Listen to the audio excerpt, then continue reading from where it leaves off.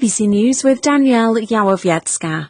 Western efforts to resolve the tensions over Ukraine are continuing. France's President Emmanuel Macron is briefing the German and Polish leaders after his 2 days of talks in Moscow and Kiev. He says the key is to end the conflict in eastern Ukraine, but Kiev is refusing to talk directly to the Russian-backed insurgents there.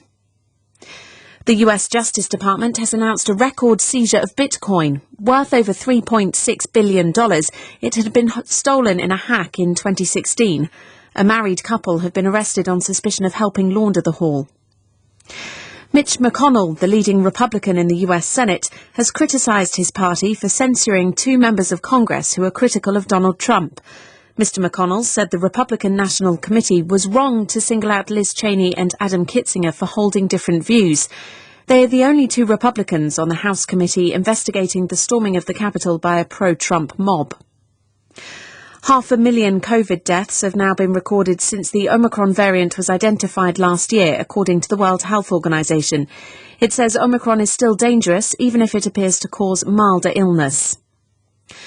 The pharmaceutical giant Pfizer says it's expecting record revenues in the coming year, up to $102 billion. Strong COVID vaccine sales meant it doubled its annual profits last year. Health campaigners have urged Pfizer to share its vaccine blueprint with other manufacturers to improve access in poorer countries.